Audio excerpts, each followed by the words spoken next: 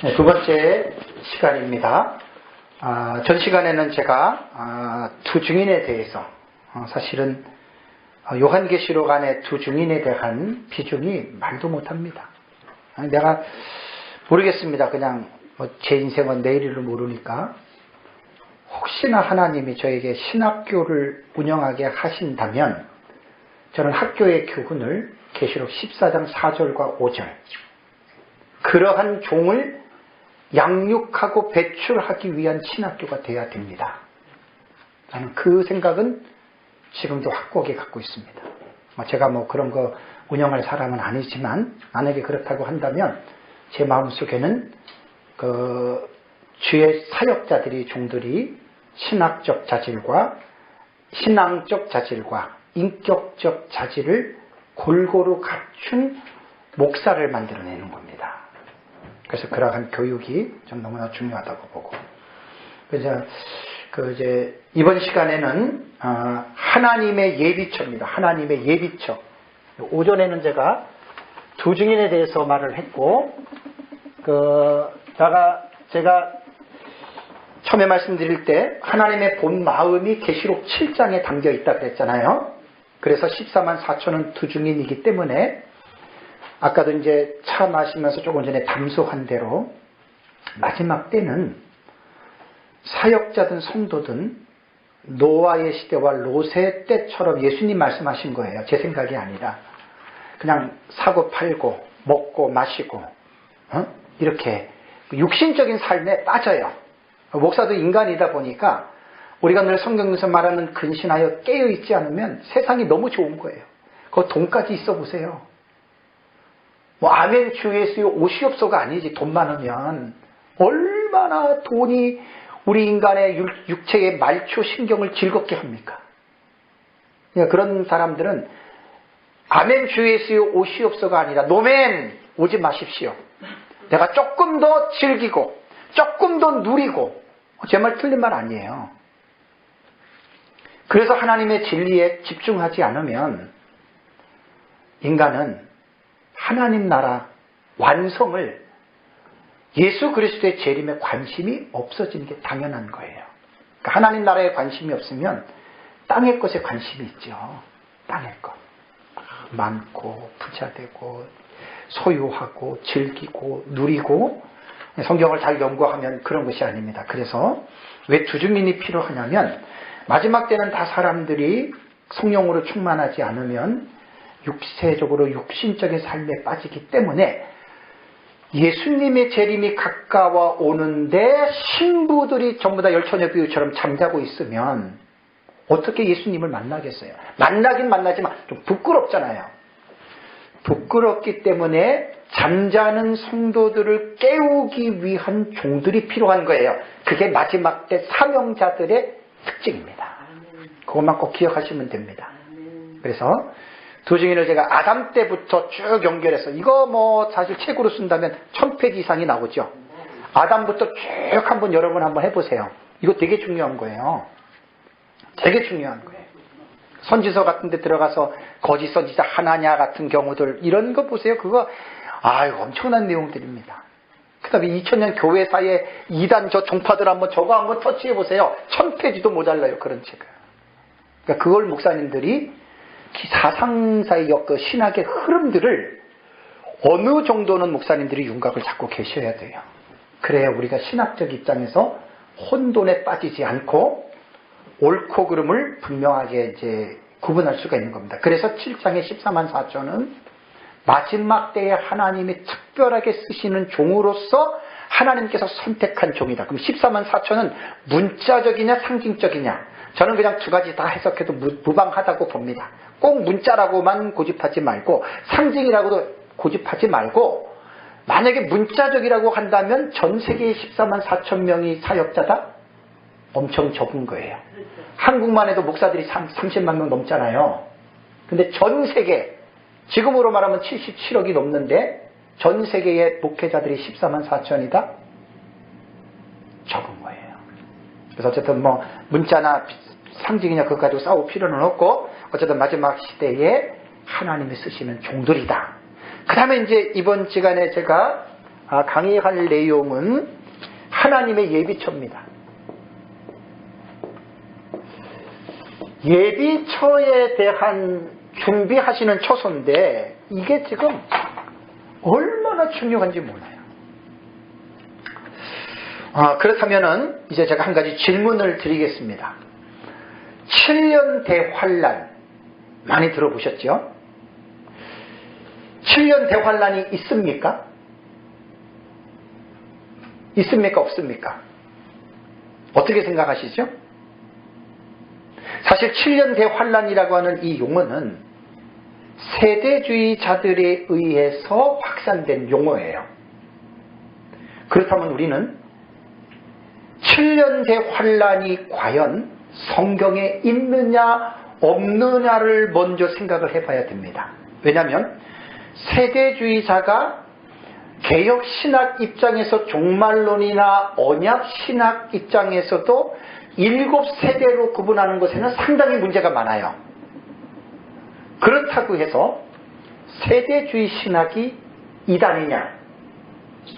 그건 아니에요. 미국의 대표적인 세대주의 신학교 제가 알고 있는 데가 4군데거든요. 달라스 신학교하고 또 뭐지요? 기억력이 잠깐만 또 봐야 돼요. 제가. 여러분들 이거 정말 대단히 지금 중요한 거예요. 세대주의가 제가 잘못된 것에 대해서 분명하게 저는 많이 잘못됐다고 소리를 지르는데 오해를 해서 안 될 것은 세대주의 신학은 이단이 아닙니다. 세대주의 신학을 이단으로 말한다면 그 사람이 문제가 있는 사람입니다. 자, 제가 증명을 하겠습니다. 달라스 신학교 이단입니까? 인디아나주에 있는 그레이스 신학교 이단입니까? LA에 있는 탈봇 신학교 이단입니까? 필라델피아에 있는 바이블 유니버시티가 이단입니까? 여기서 한국에서 공부하고 온 목사들 많잖아요. 그러니까 신학적인 입장이 한쪽으로 지나치게 경도가 되면 그 사람이 잘못된 거예요. 그 사람이. 세대주의가 개혁신학 입장에서 잘못된 것이 많이 있지만은 세대주의 신학, 세대주의를 이단이라고 말해서는 안 됩니다. 꼭 여러분들 명심하시기 바랍니다. 세대주의는 19세기의 영국의 존 넬슨 다비에 의해서 시작이 됐고 다비가 세대주의의 종말론을 체계화를 시킬 때 어디에서 그 아이템을 가지고 왔냐면 초대 교부들이 가지고 있었던 역사적 전천년 신학에서 넬슨 다비가 가지고 온 건 100% 확실합니다. 제가 다음에 한눈에 뵈는 요한계시록 도표 이 책을 제가 쓸 거예요. 이건 이제 제가 정리한 거기 때문에 제가 반드시 이 책은 제가 써야 돼요. 제가 서울에서도 강의를 많이 했는데 이 책을 제가 쓸 때 그때 제가 좀 세대주의에 대해서 좀 지금 하는 강의들은 다 내가 정리해서 일목요연해가 제가 쓸 겁니다. 그러면 세대주의 종말론은 다비가 체계화를 시킬 때 아무리 여러분 머리가 비상하고 그래도 역사 신학을 통해서 2000년 교회가 어떻게 요한계시록을 읽어왔는지에 대한 이 지식을 무시할 수 없어요. 그래서 반드시 공부하게 돼 있거든요. 그래서 다비도 학자이기 때문에 고전의 교부들의 문서를 당연히 받겠죠. 그죠? 같은 영어권이니까. 그러니까 다비가 세대주의의 종말론을 세울 때 역사적 전천년이 베이스가 된 거 사실입니다. 그렇게 해서 지금 만들어 놨는데 제 책의 서론에 17페이지에서 38페이지의 서론에 보면은 2000년 기독교 교회가 계시록을 읽어왔던 4가지 방식을 제 책에 기록을 해놨기 때문에 읽어보시면 됩니다. 간단하게 말씀을 드리면 교회사가 그렉 앨리슨에 의하면 초대교회의 많은 사람이 이레니우스의 종말론을 지지하였다라고 교회사가가 초대교회 교부들이 어떻게 계시록을 읽어왔는지에 대한 부분을 말을 하고 있거든요. 그러면 이레네우스는 어떻게 요한계시록을 읽어왔는가? 이레네우스는 이렇게 표현했습니다. 그렉 앨리슨의 글입니다. 학자의 글입니다. 예수 그리스도가 오시고 재림이죠. 그 다음에 적그리스도가 패배할 것이며, 이번에 아마겟돈 전쟁 제 설교할 때 얘기를 했어요. 적그리스도가 패배할 것이며, 그 다음에 그리스도인들이 몸으로 부활하고 부활한 그리스도인들이 땅에서 그리스도와 함께 1000년간 다스릴 것이다. 이게 이레네우스의 종말론이에요. 2세기 교부잖아요. 얼마나 유명한 교부입니까? 터툴리안누스도 이렇게 믿었어요. 순교자 저스틴도 그랬고, 히폴리투스도 그랬고, 파피아스, 라틴티우스 같은 이러한 유명한 교부들이 그 당시에는 초대교부 시대에는 신학이 발전되지 않았잖아요. 그죠? 시작이잖아요. 시작. 모든 것들이 성경이 요한계시록이 96년에 사도 요한에 의해서 AD 96년에 요한계시록이 신약성경이 기록되고 나서 그때부터 사람들이 성경을 읽기 시작하면서 나름대로 성경을 가지고 해석을 하기 시작을 했는데 사람들마다 보는 입장과 해석이 다르잖아요. 그래서 초대교부 시대에는 신학이 체계화가 된 것이 아니라 이제 그때부터 출발해서 성경을 읽는 신학적인 관점들이 생기기 시작한 거예요. 그래서 초대교회 시대에 7 공의회 기억나시죠? 니케아 공의회, 콘스탄틴 공의회, 이런 그 공의 7 공의회가 있잖아요. 그 공의회의 역할은 뭐냐면 성경을 해석하는 신학적 입장에서 잘못된 이단들을 공의회를 통해서 정죄를 한 것이 공의회의 특징입니다. 그리고 올바른 성경의 해석을 발전시켜 나간 것이 초대교회의 7 공의회가 이제 보면 초대교회사 배울 때 나오잖아요. 그렇게 이제 교리들이 이게 점점 확고하게 변증을 통해서 이렇게 세워져 나가는 시대였기 때문에 초대교부 시대에는 종말론 사실 거의 확정이 안 됐어요. 모든 게 다 마찬가지예요. 그러니까 초대교부 시대에 이 교부들이 그렇게 봤다고 해서 우리가 역사적 전천년이라고 모든 교부들이 다 그렇게 봤다 이렇게 말하면 그건 틀린 말이에요. 언어를 묘사할 때는 정확하게 묘사를 해야 됩니다. 손이 안으로 굽는다고 우리 역사적 전천년이라고 뭐 없는 말 하면 그것도 거짓말이에요. 근데 그렉 앨리슨이나 다른 교회 사가들에 의하면 이 당시에 제가 아까 말씀드린 그 교부들은 자연스럽게 제가 이번에 이제 요한계시록 20장 설교 들어가거든요. 다음 주에. 그러면 19장과 20장의 해석을 어떻게 하느냐에 따라서 무천년과 전천년이 딱 갈려요. 19장 11절에서 21절까지가 아마겟돈 전쟁이죠. 그거는 무천년 전쟁을 한 것이 전부 다 예수님의 재림으로 봐요. 거기에 붙는 20장이 1000년이 나오잖아요. 그죠? 그러니까 초대 교부들은 다는 아니지만 이런 유명한 교부들이 요한계시록 19장에 예수님의 재림으로 알고 나서 그 다음에 20장에 1000년이 나오니까 예수님이 재림하고 나서 이 세상에서 1000년 왕국이 일어나는구나. 이게 전천년의 해석이에요. 그래서 초대교부들은 그렇게 믿었단 말이에요. 그런데 제 책을 서론에 있는 걸 내가 지금 요약해서 말씀드리는 거예요. 이렇게 전천년이 나오다가 이때는 무천년이라고 하는 게 아예 없었어요. 2, 3세기 동안에는 어떤 교부 문서에도 안 나와요. 이건 교회 사가들의 증언을 갖고 내가 지금 말씀을 드리는 거예요. 무천년이라는 건 절대 안 나와요. 그냥 다는 아니지만 그냥 이런 유명한 교부들이 예수님 재림하면 그대로 천년왕국이 이 땅에서 있을 것이다. 그렇게 믿었는데 2, 3세기에 이렇게 믿으면서 어떤 일이 벌어지냐면 정성욱 박사의 논문에 있는 것을 제 책에 제가 인용을 했습니다. 약 3가지 정도의 역사적 전천년이 후퇴가 되는 사건들이 일어납니다. 그것이 뭐냐면 그 당시에 이단자였던 캐린투스라고 하는 이단자가 천년왕국을 왜곡시켜서 예수님이 재림하시면 천년왕국에서 우리는 먹고 마시고 즐기고 쾌락을 누리고 우리는 정말 엄청나게 막 쾌락을 누리면서 살 것이다 라고 이렇게 막 육체적인 막 욕망을 과해석을 한 거예요.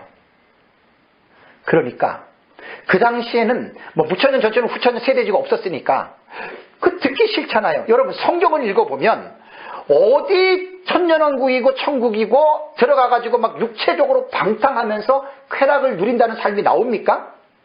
하나님의 나라는 먹고 마시는 것이 아니라 의와 사랑과 희락과 화평을 누리는 게 하나님의 나라잖아요.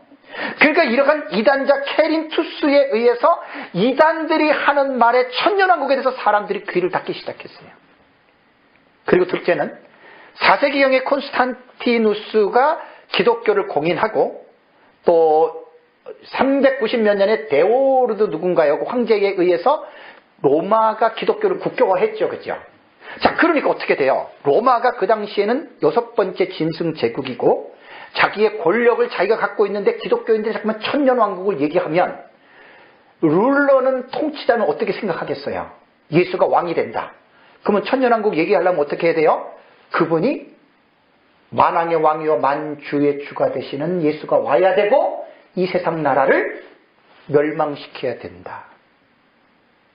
만약에 내가 로마 제국의 황제라면 그런 말을 좋게 들리겠어요? 나쁘게 들리겠어요? 네. 이러한 정치적인 영향도 있고, 세 번째는 일부 극단적인 시한부 종말론자들과 사이비 종말론자들이 이 세계에 나왔어요. 그 사람이 대표적으로 누구냐면은 몬타누스주의입니다. 몬타누스주의. 쉽게 말하면 은사주의. 요즘으로 말하면 은사, 성령, 예언, 환상. 그래서 프리실라와 막시밀라라고 하는 두 여자가 기도만 하면 영계가 열리고 하나님의 음성을 듣고 그들이 예언을 하고 환상을 보는데, 예수님께서 자기들이 살고 있는 이 패부자 마을에 곧 예수님이 재림할 것이다. 그러면 이 패부자 마을에서 여기에서 이제 우리가 천년왕국이 일어날 것이고, 이 천년왕국을 기다리려면 우리가 금식해야 되고 절제해야 되고, 이렇게 막 그냥 이 패부자라고 하는 지역에서 막 천년왕국에 대한 기대감 때문에 막 완전히 막 은사주의가 막 이게 나온 거예요. 이 당시에. 한번 생각해 보십시오. 기독교가 어떤 종교입니까? 하나님이 혼란한 하나님이십니까? 아니잖아요. 그러니까 아무리 옳은 진리라도 그 진리를 선포하고 그 진리를 말하는 자의 삶이 잘못되면 사람들은 그 잘못된 사람 때문에 그 사람의 입에서 진리가 나온다 하더라도 그 진리를 리젝하는 거예요. 거절하는 거예요. 우리가 아무리 좋은 예수 그리스도를 인격적으로 만나고 하나님의 나라의 소망을 갖고 산다 하더라도 우리가 깨어지지 아니한 자아와 성숙하지 아니한 육적인 우리의 잘못된 우리의 성품들이 주변의 사람들에게 상처가 돼서 그들의 마음에 비수를 꽂게 되면, 세상 사람들이 우리를 미워한다면 내 입에서 나오는 아무리 좋은 진리의 말이라도 세상 사람들은 그것을 거절한다는 말입니다. 그래서 초대교회 때는 전천년설이 이러한 것 때문에 전천년설이 수그러지게 된 거예요. 그러고 나서 무천년설이 나오는데, 무천년설은 이집트의 알렉산드리아를 중심으로 활동한 알렉산드리아 학파의 이제 그 대표적인 그 주장자가 누구냐면은 클레멘트와 오리겐입니다. 이 사람들이 성경을 해석한 방법이 알레고리 해석입니다. 풍유적 해석입니다. 그러니까 성경을 볼 때 문자를 보지 말고 문자 이면에 있는 의미를 끄집어내라는 거예요. 이게 참 웃기는 거예요. 알레고리의 성경 해석은 있을 수 있습니다. 상징의 해석은 있을 수 있는데, 알레고리칼이라고 하는 이 말이 들어가면 그건 잘못된 해석입니다. 우리나라에 세계적으로 대가가 있습니다. 알레고리칼 해석의 대가. 어느 누구도 따라오지 못하는 아주 위대한 대가가 있어요. 그게 이만입니다. 이만이. 그러니까 창세기부터 계시록까지 통비유, 전체를 비유로, 그게 알레고리칼 해석이에요. 건전한 알레고리 해석은 필요한데, 근데 이제 이런 해석이 나오면서 이걸 우화적인 해석이라고 하는데, 이러한 우화적인 해석이 나오면서 계시록 20장을 1000년을 문자 그대로 보았던 이 해석법에 이제 제동이 걸리기 시작한 거예요. 또 뭐 몬타누스, 케린투스 막 이런 사람들만 맨날 천년왕국 얘기를 하면서 쓸데없는 얘기를 하니까 이제 그게 꼴보기 싫은 거예요. 천년왕국이라는 용어가. 그래서 어거스틴 때에 킬리아에테 천년이라고 하는 용어를 문자적으로 해석하면은 안 되고 상징으로 알레고리식으로 해석을 해야 된다. 그래서 어거스틴이 대신학자잖아요. 어거스틴 때의 이 신의 도성이라든가 책은 제가 죄송하지만 안 읽어봤지만 책들에 의하면 그런 데서 이제 천년 왕국이 문자적으로 성취되는 것이 아니라 그리스도께서 이 세상에 임하심으로 현재의 천년 왕국의 생활을 누리고 있다. 이렇게 해석을 한 거예요. 그래서 아밀레니아니즘이라고 하는 무천년이라고 하는 용어는 틀린 거예요. 정확하게 표현을 한다면 무천년의 천년 왕국설은 현 천년 왕국이라 그래야 돼요. 현재 천년 왕국을 누리고 있다 이렇게 말해야 되는 거예요.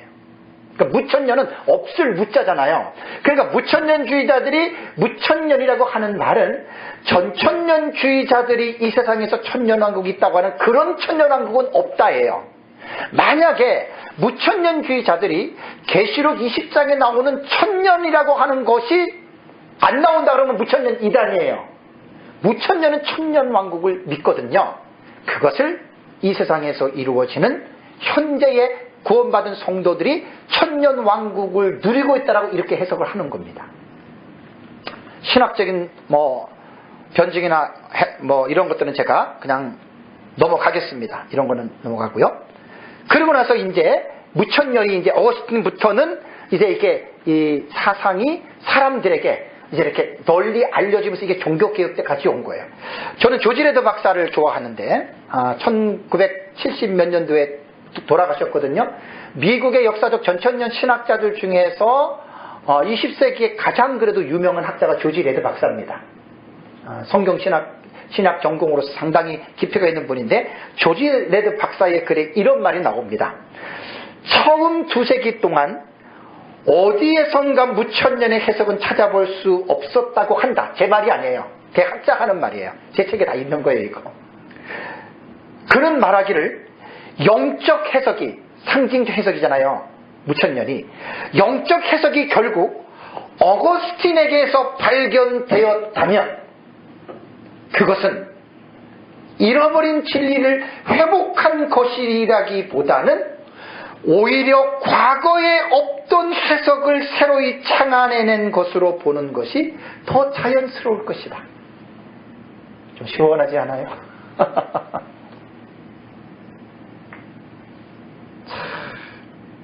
무천년주의자들은 이거 되게 기분 나빠해요. 되게 기분 나빠하는데 저는 이제 우리가 사상이 같으니까 제가 왜 이걸 내가 책에다가 왜 인용을 했겠어요. 그 주석에 나옵니다. 그 밑에 다른 데에. 어쨌든 저는 초대 2, 3세기까지는 무천년 학자들도 다 얘기를 해요. 그냥 전천년, 그 당시에 전천년의 개념은 다른 거 없어요. 그냥.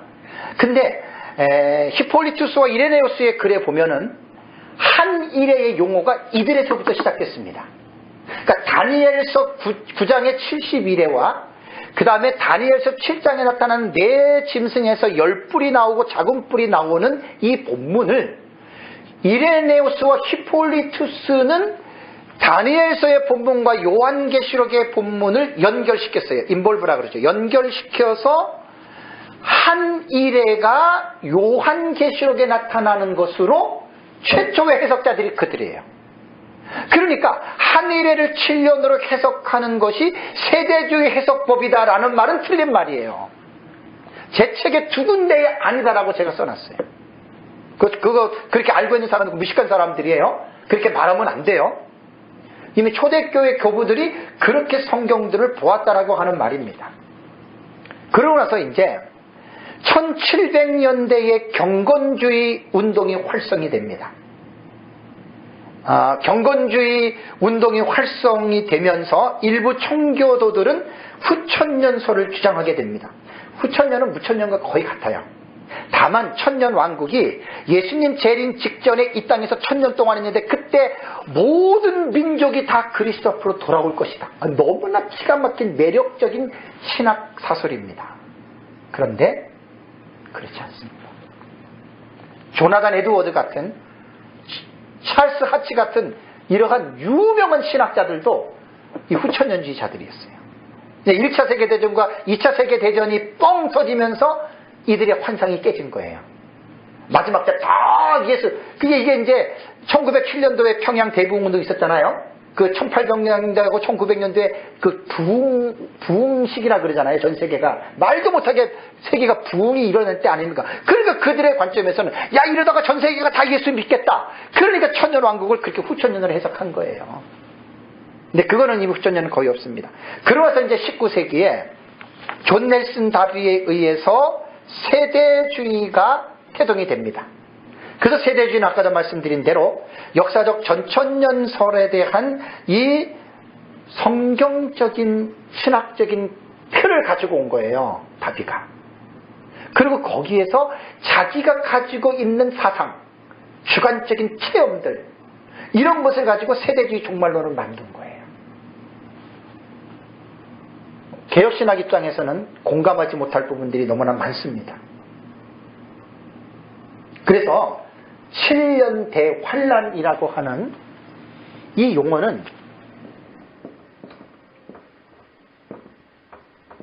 세대주의자들에 의해서 전 세계적으로 확산이 되고, 지금도 7년 대환란 믿든지 안 믿든지 모르는 사람 거의 없을 정도로 이것이 엄청난 영향을 지금 미치고 있습니다. 자, 그렇다면 7년 대환란을 우리가 어떻게 해야 될까요? 세대주의자들이 말했다고 이거 7년 대환란은 틀린 것이다라고 과연 우리는 말을 해야 될 것인가? 그렇게 말하면 안 돼요. 왜냐하면 많은 사람들이 세대주의자들의 위험한 사상 때문에 세대주의자들이 주장하는 종말론에 대해서 알레르기 반응을 많이 일으킵니다. 참 이거 가슴 아픈 일입니다. 그러니까 세대주의가 잘못된 신학적인 영향이 많고 예수님의 재림도 2번 얘기하고 막 그러다 보니까 그냥 세대주의자들 입에서 옳은 말 하는 것까지도 그냥 다 잘못됐다고 이렇게 지금 싸잡아가지고 무천년주의자들이 제일 신나요. 세대주의 막 두드려 팰 때 보면, 저는 이제 글을 읽어보면 알잖아요. 무천년 신학자들 중에서 좀 경도된 극단적으로 치우친 무천년주의자들은 막 세대주의를 막 두드려 팼는데 막 쾌감을 느끼면서 막 글을 보면 저는 그렇게 보여요. 막 쾌감을 막 누리면서 막 무천년을 세대주의를 막 두드려 패거든요. 근데 어떤 책을 딱 읽어보면 이 사람들이 전천년까지도 싸잡아서 패는 신학자도 있어요. 제가 누구라고 이름은 안 돼요. 저도 책에 다 있거든요. 그 전천년까지 싸잡아가지고 마치 이상한 것처럼 아주 신나게 패는 신학자가 있어요. 한국 사람 중에. 에이구, 참 그 웃긴 사람이에요, 그 사람. 아주 고집쟁이고 아주 인격적으로 문제 있는 그 사람입니다. 그런 사람들. 거기서 메이저 신학교에서 그 수많은 사람들이 그냥 그 신학을 했잖아요. 그 글이 저한테 있어요. 참 안타깝습니다. 그렇다면 7년 대환란을 예비처의 계시를 이해하기 전에 이게 먼저 이해가 돼야 예비처가 나오는 거예요. 뜬금없이 예비처가 나오는 게 아니에요. 그러면 우선 대환란이라고 하는 용어가 과연 성경에 있을까를 찾아봐야 되잖아요. 다니엘서 12장 1절을 한번 찾아보세요. 다니엘서 12장 1절. 대단히 중요한 말입니다. 다니엘서 12장 1절 같이 읽겠습니다. 그때에 내 민족을 호위하는 큰 군주 미가엘이 일어날 것이요 또 환란이 있으리니 이는 개국 이래로 그때까지 없던 환란일 것이며 그때에 내 백성 중에 책에 기록된 모든 자가 구원을 받을 것이라. 다니엘이 12장 1절을 기록할 때에 또 환란이 있으리니 환란입니다. 그런데 이 환란은 어떤 환란이냐면 이는 개국 이래로 그때까지 없던 환란일 것이며, 원어의 사전에 또 들어가 보니까 나라가 생긴 이후로 역사 이래로 이렇게도 개국이라고 하는 히브리 단어가 이제 이렇게 그 해석이 되더라고요. 그러니까 나라가 생긴 이후라도 볼 수 있고 이스라엘 민족의 형성이 되는 그때 시점으로도 볼 수가 있는데, 그때부터 이 환란이 이렇게 큰 환란은 없었고 이러한 환란이 일어날 것이다 라는 말입니다. 그렇다면 문제는 뭐죠? 그렇다면 이 환란은 언제 일어나는 것인가? AD 70년에 로마의 디도 장군에 의해서 예루살렘이 함락된 그 환란일까? 아니면 에스더 시대의 불임절에 모르드게에 의해서 유대인들이 전부 다 멸살되려고 하는 그 위기일까?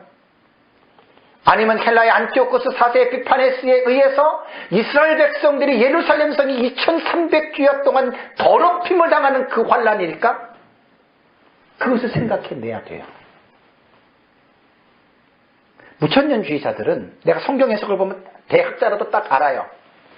거의 성경에서 구약에서 해석하는 천년왕국을 다 천국으로 해석하고 마태복음 예수님이 말한 종말장에서 환란을 전부 다 AD 70년으로 다 몰아가요.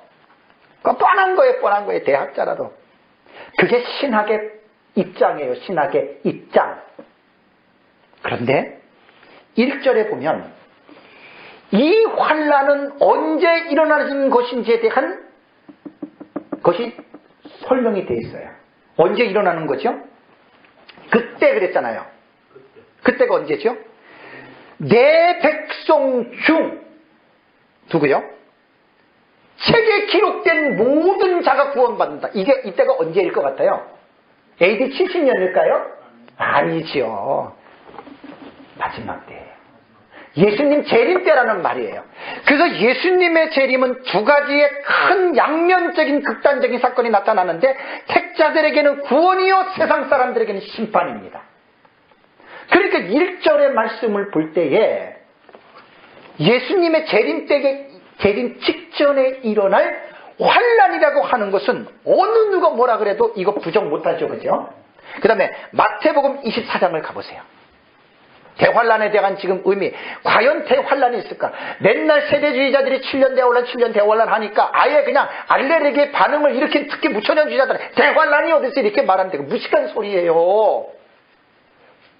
성경을 모르고 하는 말이에요. 아무리 세대주의들이 믿고 세대주의가 잘못돼도 그들의 입에서 나오는 말이 맞는 부분도 있거든요. 자, 마태복음 24장 21절 읽겠습니다. 이는 그때에 큰 환란이 있겠습니다. 자, 예수님이 그때라고 하는 그 시점이 언제냐? 정관사 그가 붙었어요. 에? 그때가 언제냐? 그러면서 창세로부터 지금까지 이런 환란이 없었고 그 다음에 후에도 없으리라. 그러면 예수님이 말한 전무후무한 이 환란은 언제 일어나는 것일까? 무천년 주경학자들 대부분 보면 이 말씀을 AD 70년으로 또 딱 붙여버려요. 아이고 참말로.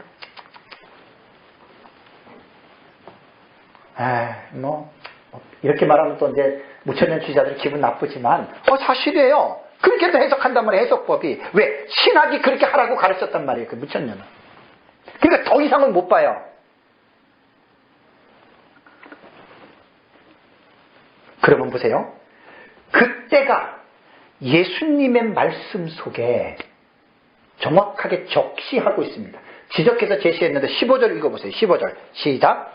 그러므로 너희가 선지자 다니엘이 말한 바 멸망에 가증한 것이 거룩한 곳에 선 것을 보거든 읽는 자는 깨달을진자. 예수님이 말씀한 다니엘의 예언 중에 멸망에 가증한 것이 거룩한 곳에 선 것을 보는 그때에 전무후무한 환란이 이 세상에 임할 것이다. 이건 디도 장군의 AD 70년에 될 수가 없는 본문이에요. 그런데도 그렇다고 하니까 할 말이 없죠. 그렇다면 선지자 다니엘이 멸망에 가증한 것이 거룩한 것에 선 것을 본다고 하는 예수님은 다니엘서 몇 장 몇 절을 예수님은 인용했을까? 예수님은 다니엘서 다 알아요. 자, 다니엘서 9장 27절 가보세요. 성경은 성경으로 해석을 하는 겁니다. 신학으로 해석하는 게 아닙니다. 다니엘서 9장 27절 한번, 이거 되게 중요한 본문이에요. 제가 70일에를 5년 전에 6년 전에 우리 이정구 목사님 같이 우리 연구할 때 52시간 제가 그때 강의했어요. 70일에 300페이지가 넘는 강의안이 있어서 내가 그걸 먼저 책으로 내려고 하다가 보류하고 제 책의 일부만 그냥 100페이지 넣었거든요. 앞으로 70일에는 제가 한 500페이지 이상 책을 반드시 써야 됩니다. 그거 되게 중요한 거예요. 27절 읽겠습니다. 시작. 그가 장차 많은 사람들과 더불어 한 이레 동안의 언약을 굳게 맺고 그가 그 이레의 절반에 제사와 예물을 금지할 것이며 그 다음에 뭐예요? 소악하여 가정한 것이 날개를 쓸 것이며. 이게 바로 예수님이 말씀하신 멸망에 가증한 것이 거룩한 곳에 선 것을 보거든이라고 하는 말이 예루살렘 성전에 우상이 들어선다라고 하는 말이에요. 이건 AD 70년을 말하는 게 아니에요. 정확하게 말하면 예수님 재림 직전에 후 3년 반에 예루살렘 성전에 적그리스도의 우상이 반드시 서게 됩니다. 제가 그냥 뭐 성경 몇 번 읽고 책 몇 권 읽고 끄적끄적 한 거 아니에요. 정확하게 이 내용들이 다 뒷받침이 되어 있어요. 신학적으로나 성경적으로나. 그래서 요한계시록을 가면은 13장을 가면은 짐승이 용에게 42달을 세상을 다스리는 권세를 받지요. 그게 후 3년 반에 당한 거예요. 이 환란을 다니엘도 예수님도 말하고 있다라고 하는 말입니다. 여러분, 무천년은 대환란 믿습니다. 근데 우리처럼 이제 7년이라고 하는 게 7년 대환란이 세대주의에서는 7년을 다 대환란으로 보지만 우리가 보는 견해는 7년이 다 대환란이 아니고 후 3년 반만 대환란이에요. 그러니까 7년을 환란의 기간으로 보는 거는 성경이 말을 하고 있어요. 성경이. 근데 세대주의는 정확하게 표현을 못하고 7년 전체가 다 대환란이라고 이야기를 했기 때문에 거기에 틀린 부분이 있을 뿐이지 그 자체가 다 틀린 것은 아닙니다. 그러니까 이러한 부분들을 분명하게 여러분 기억을 해야 됩니다. 그렇다면 우리가 다니엘이 말한, 예수님이 말한 그 대환란이 있는데 개국 이래로 그때까지 없었던, 그럼 여러분 이것도 성경 해석은요, 그냥 다니엘이 개국 이래로 이때까지 없었던 환란이 있을 것이며, 그럼 이스라엘이 민족이 형성이 되고 지금까지 이스라엘 백성들이 당한 환란을 여러분 알고 계십니까? 이거 모르면 이 말에 대한 중요성을 몰라요. 자, 아브라함이 하나님의 선택을 받고 자기 부인 사라를 애굽 왕에게 뺏길 뻔했지요. 환란입니까? 아닙니까? 환란이죠. 야곱의 아들들이 돌아오는 길에 누이 디나가 세겜에게 의해서 강간을 당하고 나서 세겜 사람들을 할례받고 죽이고 나서 어떻게 됐어요? 몰살당할 위기에 빠졌죠. 그것도 개국 이래로 그들에게 당한 환란이에요. 자, 이렇게 구약 성경의 역사를 쫙 보시면 에스더 때에 하만에 의해서, 아까 제가 모르드게라고 얘기했나요? 모르드게 하만에 의해서 유대인들이 전부 몰살당할 뻔했지요. 그 엄청난 환란이에요.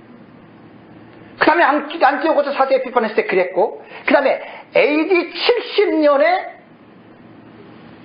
예루살렘이 디도에서 함락됐잖아요. 그리고 약 60년 후에 하드리아누스 황제 때에 135년에 그때 예루살렘이 또 2차 반란 통해서 함락이 되고 예루살렘의 유대인들이 쫓겨났죠.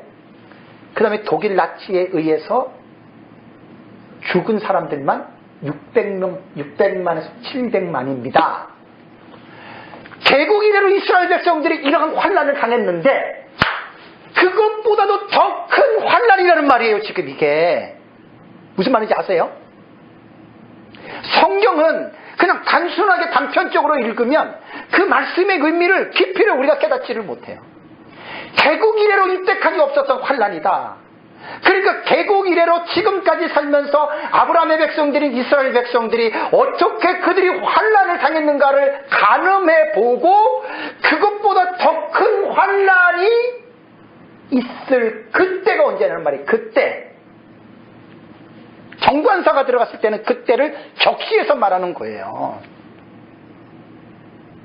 이때가 바로 후 3년이에요. 후 3년 반이에요. 그럼 이제 우리는 어떤 결론 내려다면 엄청납니다. 요한계시록에 다 나오잖아요. 13장만 읽어보세요. 막 그냥 17장만 읽어보세요. 음료가 성도들의 피와 예수 그리스도의 증인들의 피에 취할 정도로 사람을 죽인단 말이에요. 성도들을. 그게 그냥 말인 줄 아세요? 실제적으로 앞으로 나타나는 일들이란 말이에요. 그런 환난들이 어디 있어요? 전 세계적으로 적그리스도를 메시아로 믿지 않으면 죽여버린단 말이에요. 63년 때에 많은 성도들이 죽어요. 요한계시록을 자세히 모르니까 사람들이 이런 거 그냥 필요 없어 그러지. 참 한심하고 답답한 거예요. 좀 성경을 제대로들 공부를 한번 해보세요. 그럼 우리는 이런 퀘스천을 해야 됩니다. 하나님, 이렇게 전무후무한 예수님도 말한 창세기 이후로 지금까지 이런 환란이 없을 정도. 여러분, 1차 세계대전, 2차 세계대전, 대한민국은 6.25 전쟁을 통해서 얼마나 많은 사람이 죽었습니까?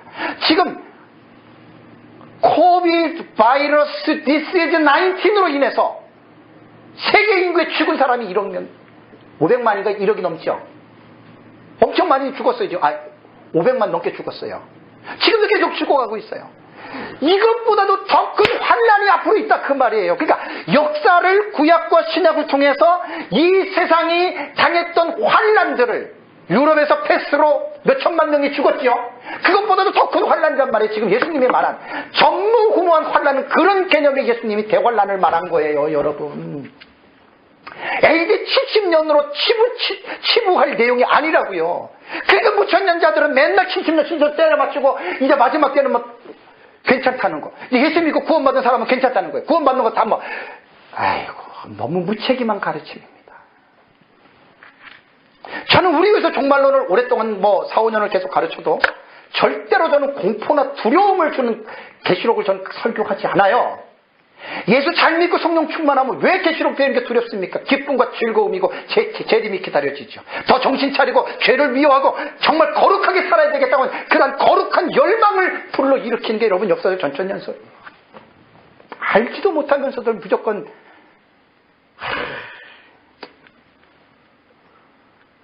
제 아내가 언어를 조심하라 그래서 조심해요. 나도 인간이다 보니까 막 감정적으로 너무 많이 상해요. 정말 제대로 알고들 말하면 제가 뭐라고 말하겠어요?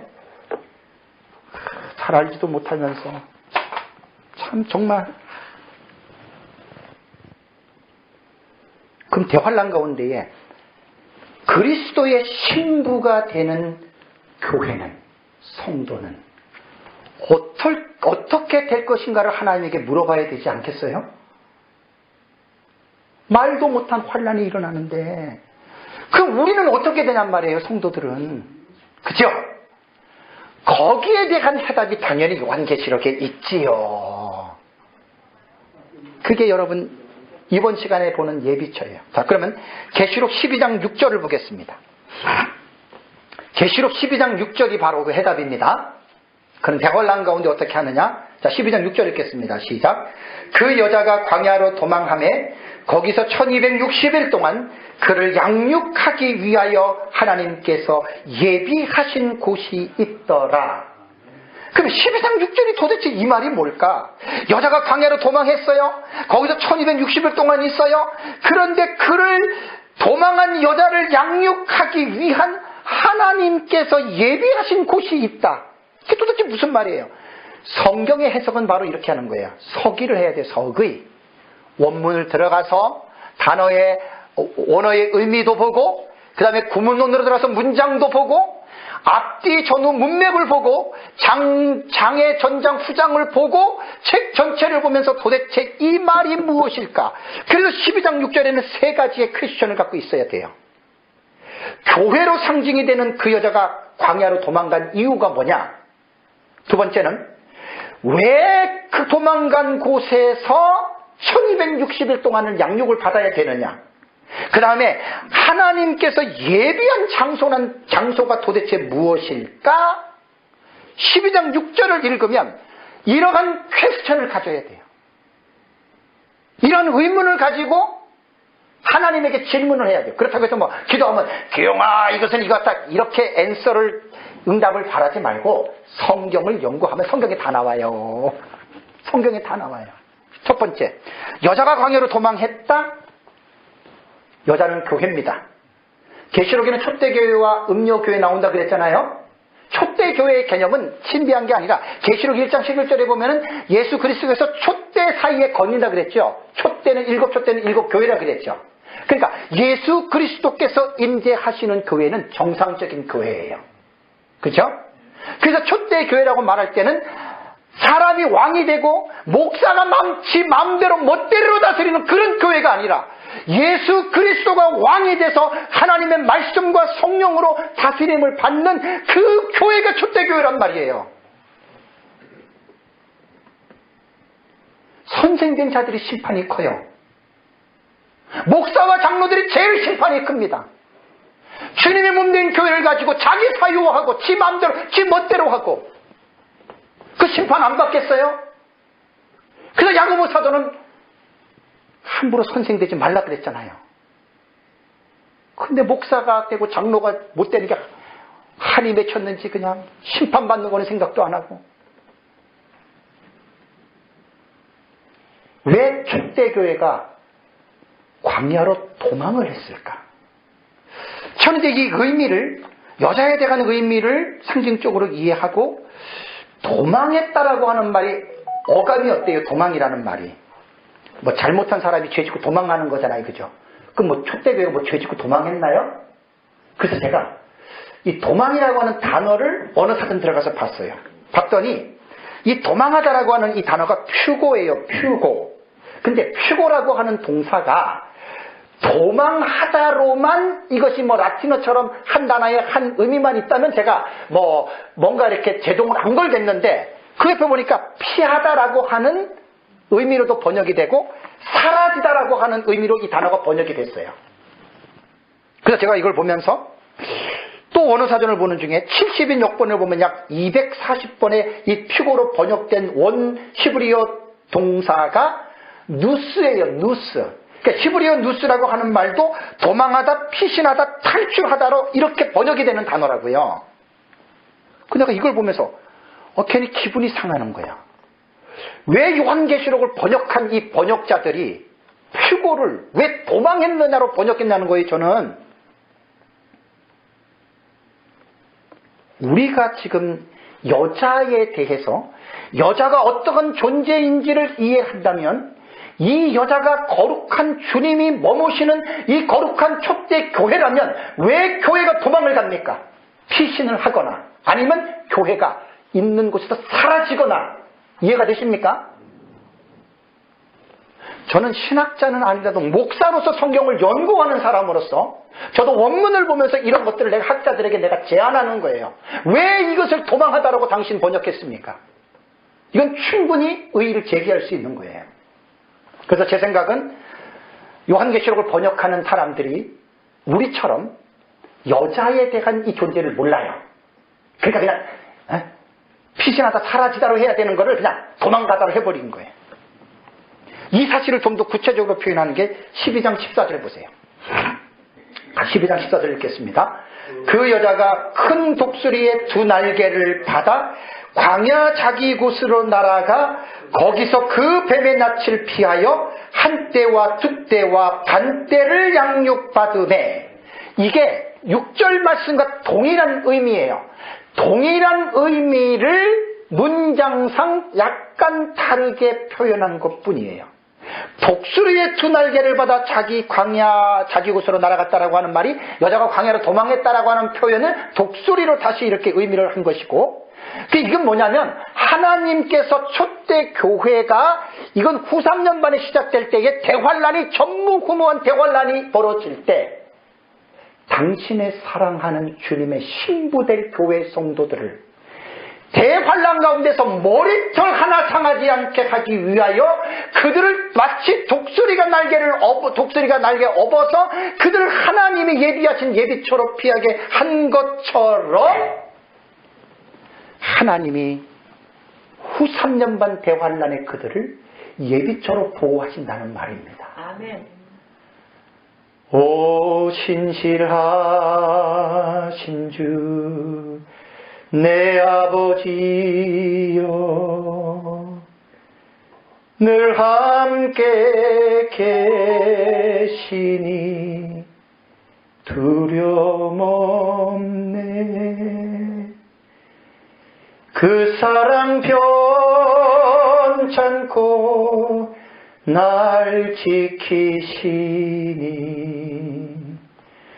어제나 오늘이 한결같네. 믿으시죠? 하나님은 자기 백성들이 당하는 환난을 못 본 척하는 분이 아닙니다. 하나님의 성품과 하나님의 속성을 연구해 보십시오. 그 다음에 성경을 통해서 하나님의 사역을 한번 우리가 성경을 통해서 공부해 보십시오. 자기 자녀들을, 자기 백성들을 그 대환난 가운데에 떨어뜨리게 하시는 분이 아니라는 것 먼저 여러분들이 이해를 하셔야 됩니다. 여호와 이레의 하나님, 그래서 후 3년 만에 대환란이 들어갈 때 초대교회 성도들과 세상 사람들과 가족들 중에서 믿지 않는 사람들과 같이 모여서 막 살다가 후 3년 반이 시작될 때 갑자기 피우고 도망가는 게 아니에요. 갑자기 사라지는 거예요. 이거는 세계주의자들이 만든 7년 대환란, 그 영화에 자세하게 나오는데, 그거는 그 사람들이 성경을 잘못 해석한 게 7년 환란 전에 교회가 다 공중으로 휴거된다는데 그 성경이 없는 거예요. 근데 휴거라고 하는 건 맞는 거예요. 근데 이 예비처는 휴거가 사실 아니에요. 지상의 어느 한 장소에 하나님이 그들을 모아서 지상의 어느 장소에 그들을 대환란 가운데 보호하기 위해서 그들을 지금 모아놓는 거거든요. 그러면 이 상황을 성경에는 기록되어 있지 않았을까? 있습니다. 마태복음 24장을 보세요. 도대체 이 말씀이 뭔가? 마태복음 24장을 보세요. 마태복음 24장 40절과 41절 우리 같이 한번 읽겠습니다. 시작. 그때에 두 사람이 밭에 있음에 한 사람은 어떻게 해요? 데려가고, 그 다음에 한 사람은 버려둠을 당할 것이요, 그 다음에 두 여자가 맷돌질을 하고 있음에 한 사람은 데려가고 한 사람은 버려둠을 당할 것이니라. 여러분 이거 어떻게 해석하겠어요? 그럼 이게 어떤 상황을 가지고 얘기를 했겠어요? 이게 예비처에 들어가는 상황과 또 하나는 휴거되는 상황으로 보시면 돼요. 예수님 재림할 때 나팔소리와 함께 땅 이 끝과 저 끝에서 하나님이 택한 자들 천사들 등에서 불러오르죠. 그때 휴거가 되는, 그건 휴거고, 요거는 예비처로 들어가는 그 사라짐을 말하는 거예요. 다음에 누가복음 17장 34절 35절 병행 본문입니다. 누가복음 17장 34절과 35절 같이 읽겠습니다. 내가 너희에게 이르노니 그 밤에 둘이 한 자리에 누워 있음에 하나는 데려감을 얻고 하나는 버려둠을 당할 것이요, 두 여자가 함께 맷돌을 갈고 있음에 하나는 데려감을 얻고 하나는 어떻게 해요? 버려둠을 당할 것이니라. 여러분 이 말씀을 어떻게들 해석하셨습니까? 정말로는 모르면 오리무중이에요. 해석 못해요. 그러니까 예비처 바로, 그러니까 계시록 12장 6절과 14절에 예비처로 하나님의 촛대교회 성도들이 하나님의 예비처로 들어가는 거예요. 그걸 이렇게 묘사하는 거예요. 이것 이상 뭐 이걸 어떻게 여러분 해석하시겠어요? 그래서 휴거되는 포인트와 투 포인트를 같이 이 말씀을 해석하면 충분히 우리가 해석할 수 있습니다. 다음에 이제 두 번째는 1260일 동안 양육을 받는다. 자, 이 말은 뭐냐면 요한계시록에 1260일이 나오는데 1260일은 개월로 연수로 말하면 3년 6개월입니다. 근데 이 3년 6개월이 전반부에 해당하느냐 후반부에 해당하느냐, 그래서 전 3년 반 후 3년 반 이야기를 하거든요. 이 말하면 무식한 무천년주의자들은 그래요. 야, 그거 세대주의 해석 아니냐. 그럼 제가 좀 신사답게 얘기를 할게요. 내가 막 이러면 막니까 내가 신사답게 얘기를 할게요. 여보세요, 전 3년 반 후 3년 반은 세대주의가 만들어 놓은 작품이 아니고요, 히폴리투스의 글을 보세요. 2세기의 교부들. 히폴리투스가 한 이래를 전 3년반과 후 3년반을 2세기 때에 말한 거예요. 히폴리투스가. 이해가 되시나요? 그럼 무식한 무천년주의자들은 무조건 세대주의하면 공격하고 무조건 천천유지하면 공격하는 사람들이 잘 알지도 못하면서 그렇게 말하는 거예요. 그 사람이 무식한 사람이죠. 제 책에는 이 내용, 제 강의 내 책에 다 있는 거예요. 지금 책에 다 있는 거예요. 잘 읽어보면 다 나와요. 히폴리투스가 계시록 해석하고 다니엘 해석할 때 그렇게 연계해서 해석을 했어요. 그럼 보세요.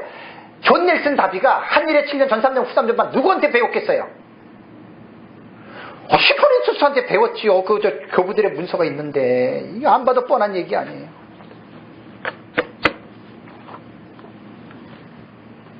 제 책을 보면은 두 군데에 제가 실어놨습니다. 세대주의와 역사적 천천년은 비슷하지만 다르다. 먼저 그거 먼저 아셔야 돼요. 그리고 뭐가 다르고 뭐가 비슷한 것도 찾아내야 돼요. 근데 이건 쉽지 않아요. 그래서 1261은 후 3년반 말하는 거예요. 그럼 뭐죠? 후 3년반은 아까 말씀드린 대로 전무후무한 대환란이 벌어지고 있죠. 땅에는.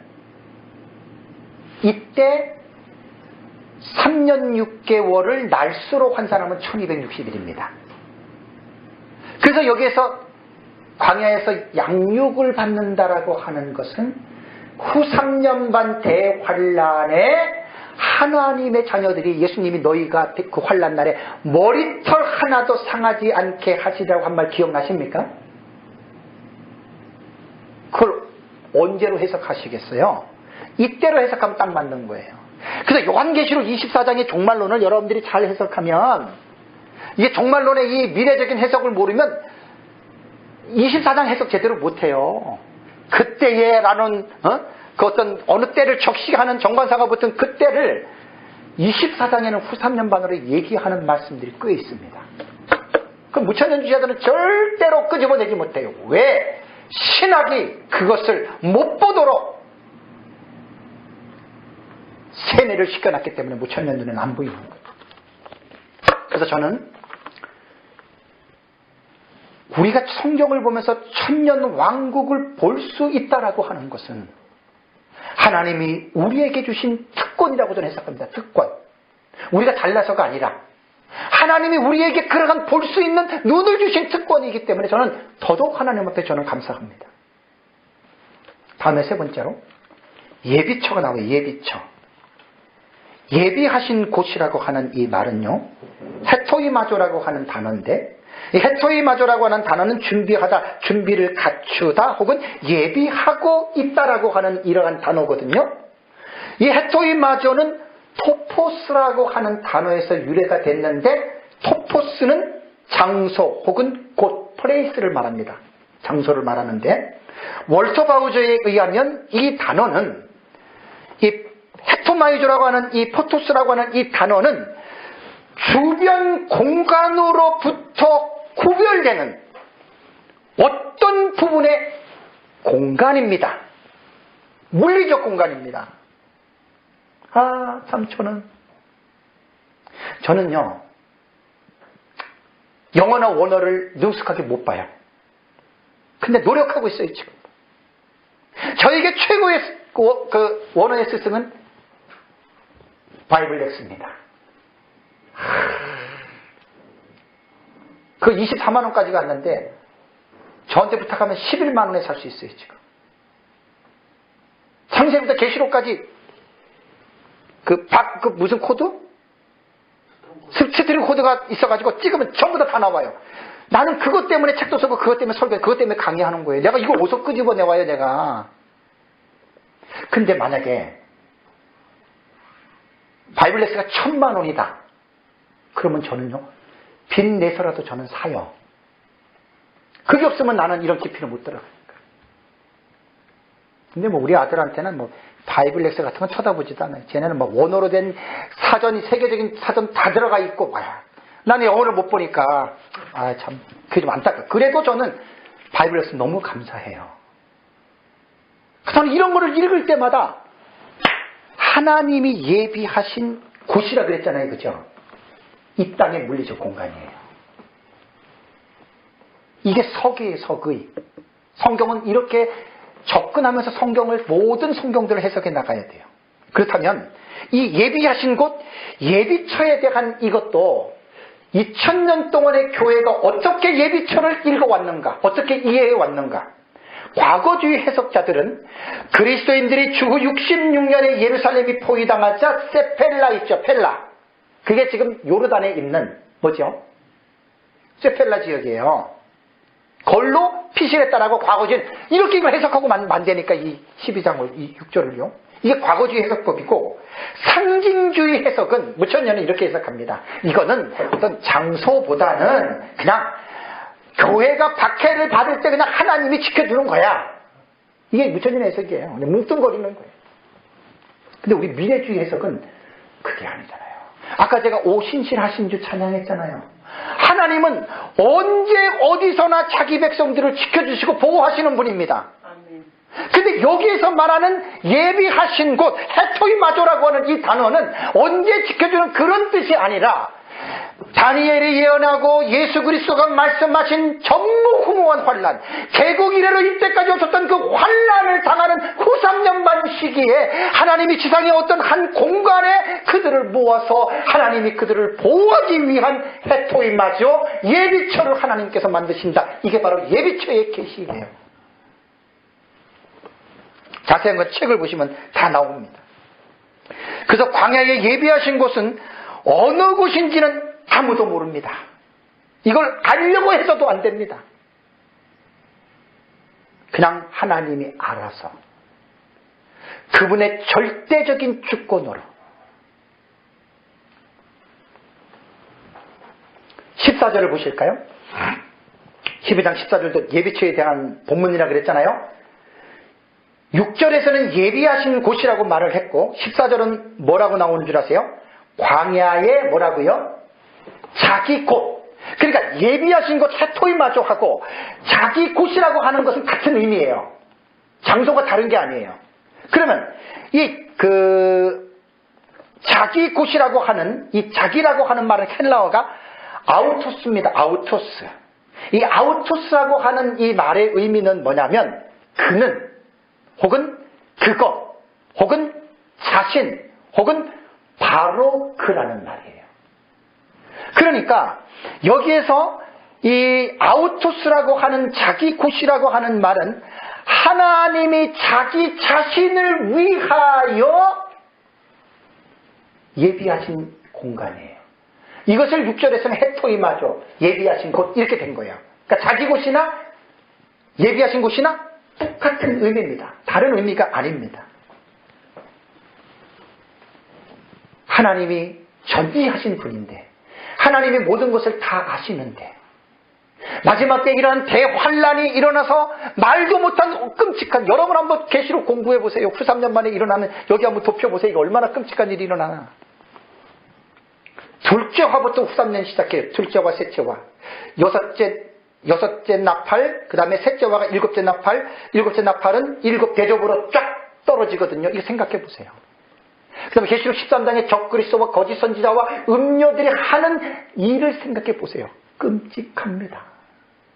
이 세상이 귀신의 초소가 돼버리고 더러운 영과 악한 영들이 초소가 돼버리고, 한번 생각을 해보세요. 너무 끔찍합니다. 그런 곳에 하나님이 자기 백성을 놔두겠습니까? 근데 여기서 하나 꼭 기억해야 될 게 있습니다.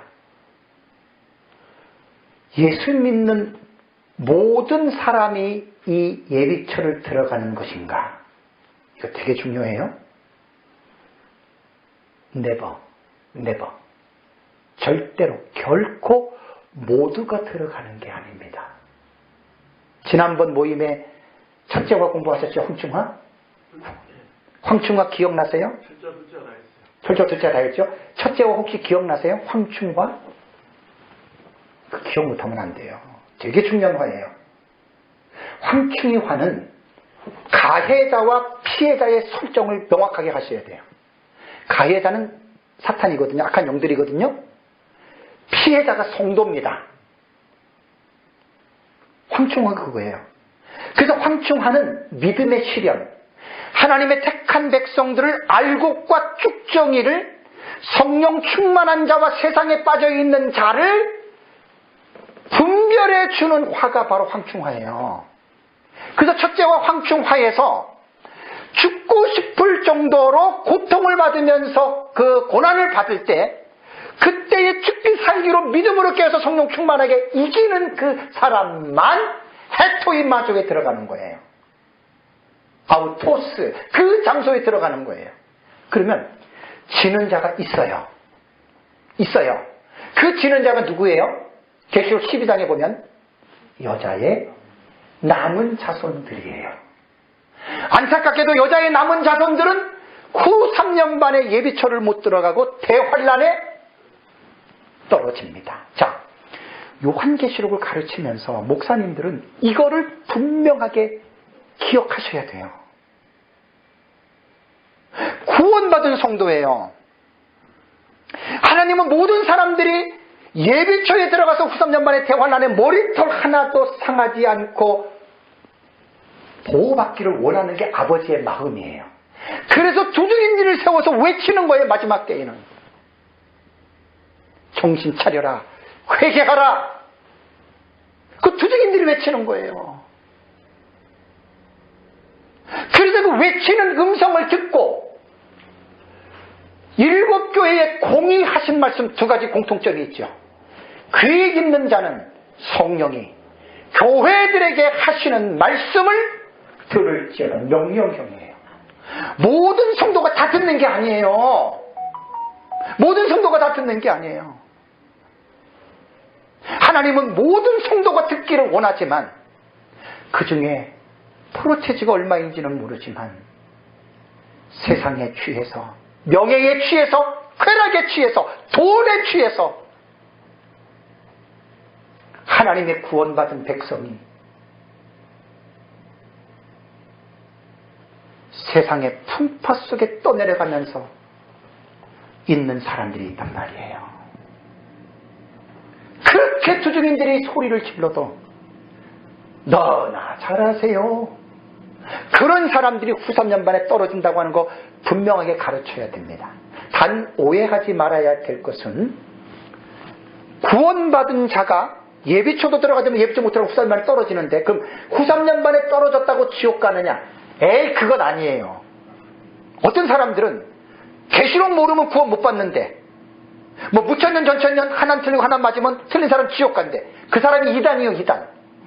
구원은 계시록을 몰라도 구원받고 무천년도 구원받고 천천년도 구원받고, 구원받는 것은 그걸로 구원받는 게 아니라 예수를 믿느냐 믿지 않느냐에 따라서 구원의 문제는 여러분 걸려 있는 겁니다. 그러니까 자꾸만 요한계시록을 연구한다고 막 요한계시록 한다고 해가지고 막 이상한 얘기를 하는 사람들이 너무나 많은데 제발 그런 얘기들은 하지 마세요.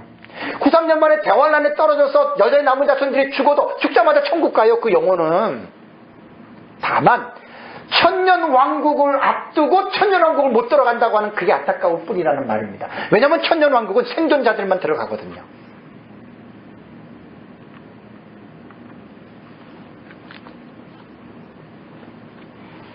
마지막으로 그렇다면 여기서 말한 헤토이마죠, 아우토스, 하나님이 예비하신 곳이 성경에 나올까요? 나옵니다. 아까 제가 힌트 드렸죠? 그게 어디 나올까요? 지금 이번 시간 강의하는 본문이 어디예요? 7장에 나오잖아요. 그것이 어디냐면 흰옷 입은 큰 무리의 환상이, 우리는 그것을 예비처럼 봅니다. 제 책을 잘 읽어보시면 처음 듣는 사람들은 무슨 흰옷 입은 큰 무리를 전부 다 구원받은 자들이 천국에서 있는 곳으로 하는데 어떻게 그 흰옷 입은 큰 무리가 있는 곳이 이 땅에 예비처가 됐냐, 이렇게 따지는 사람이 있거든요. 그럼 제 책을 보세요. 아주 자세하게 설명해 놨습니다. 뭐 제가 부족하지만은 나름대로 제 책의 주해에 있어서 깊은 서기는 아니지만 기본적인 서기들은 다 집어넣어놨어요. 내가 실력이 안 되면 실력이 좋은 세계적인 추경학자들의 글들을 다 가지고 와서 전부 다 인용하고 책에다 다 제가 집어넣는 거예요. 자, 계시록 7장 9절로 한번 가보세요. 계시록 7장 9절에서 17절에 나오는 흰옷 입은 큰 무리의 환상을 저는 이 땅의 예비초로 봅니다. 자, 그럼 한번 볼까요? 제 책에 7장으로 가면은 이 부분에 대한 내용이 나옵니다. 우선 흰옷 입은 큰 무리를 2000년 교회를 지나면서 교회는 어떻게 흰옷 입은 큰 무리를 이해했을까? 첫 번째는 14만 4천과 동일한 상징적인 무리, 이것은 렌스키, 박윤선, 김재준, 이강복 이분들의 말에 의하면 14만 4천을 무천년주의자들은 구원받은 총수로 보거든요. 그러니까 구원받은 자들이 구원받은 이후에 천국에서 종려나무 가지를 흔들면서 어린 양의 구원을 감사한다, 이렇게 말하는 거예요. 이렇게 보는 견해가 있고, 다 이렇게 보는 게 아니에요. 그 다음에 이상근 박사님이나 존슨이나 조지 레드 같은 경우는 흰옷 입은 큰 무리의 이 사람들은 최후 대환란 때의 순교한 성도들로 봅니다. 그러니까 순교한 성도들이 이제 구원받아서 이제 하늘에서 이제 감사하고 있다, 그렇게 해석을 하는 거예요.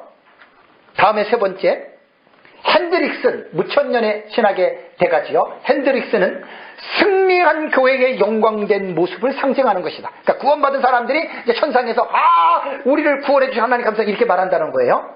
네 번째는 대환란 기간 중에 구원받을 이방인들의 무리, 이것은 김웅조, 데이크, 왈보도 세대주의 학자들이 또 보는 경우들이 있어요. 네. 그 다음에 다섯 번째는 흩어져 있는 유대인들로 이 흰옷 입은 큰 무리 환상을 그들로 보는 경우가 있고, 여섯 번째는 후 3년반 대환란 시에 지상의 예비초에 보호하고 있는 성도들, 이건 우리가 보는 견해입니다. 그럼 물어보겠습니다. 여섯 가지 견해 중에 누구께 맞지요? 누구 해석이 맞지요? 그냥 다 저마다 옳다고 하면 돼요. 그냥 자기 옳은 대로 믿고 가세요.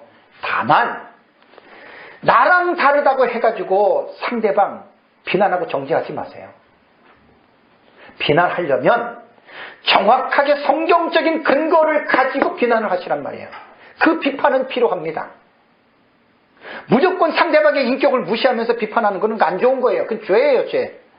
그러나 성경적으로, 신학적으로 근거를 가지고 비판하는 것은 그건 괜찮아요. 그건 괜찮은 거예요. 그러니까 뭐 비판은 아무나 합니까? 지식이 없는 사람들은 비판을 할 수가 없지요. 지식이 없는 사람들은 비판을 할 수가 없는 거예요. 그래서 저는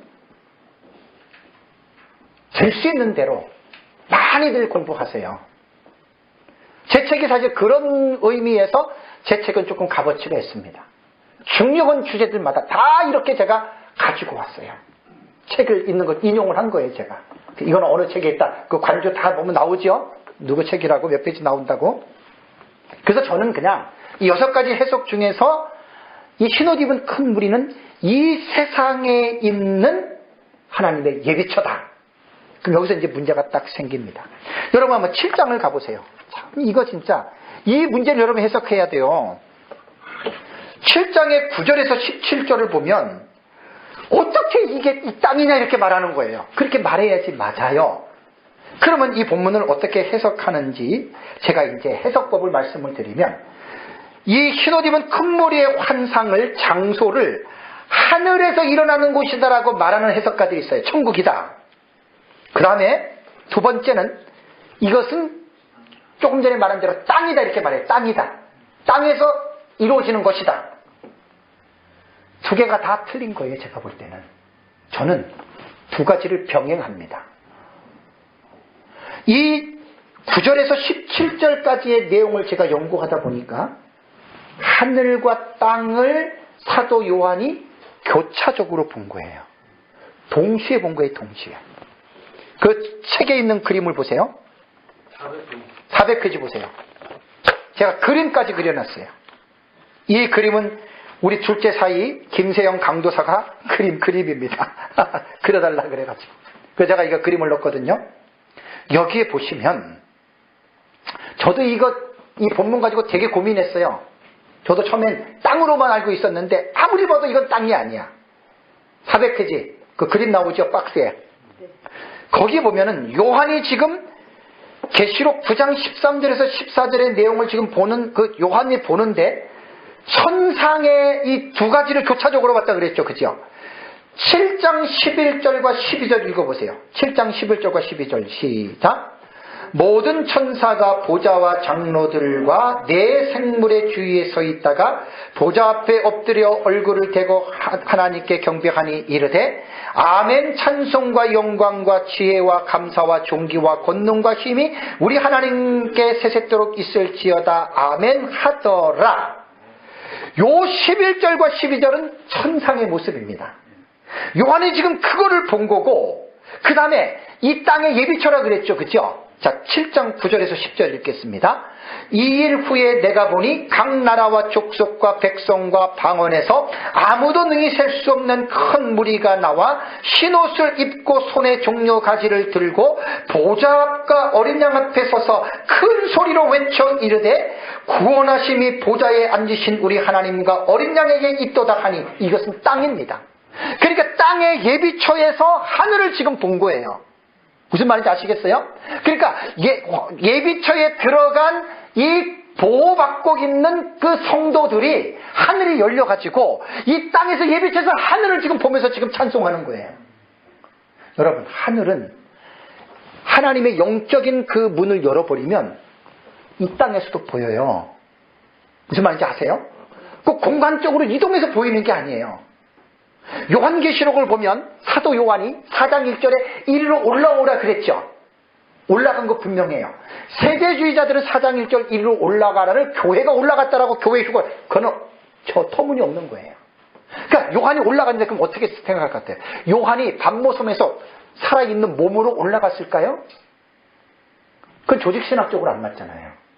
그러니까 영혼만 올라간 걸로 봐야 돼요. 혹은 올라가진 않아도 하나님이 영계를 열어주면 밤모섬에서도 올라간 것처럼 보입니다. 두 가지는 어느 것이 옳다라고 하는 건 분명하게 말할 수가 없어요. 근데 요한계시록을 보면 카이 에이돈, 그리고 내가 보았다. 카이 에쿠사, 그리고 내가 들었다. 그래서 요한계시록은 가만히 읽어보면 오버래핑 기법이에요. 그러니까 영화를 볼 때 한 장면이 끝나면서 곧바로 다른 장면이 어떻게 해요? 슉 들어오지요. 이게 오버랩이겠죠. 오버랩. 요한계시록은 그렇게 기록된 거예요. 이게 읽어보면 너무 아주 신기합니다. 막 스릴도 있고 막 서스펜스도 있어요. 요한계시록.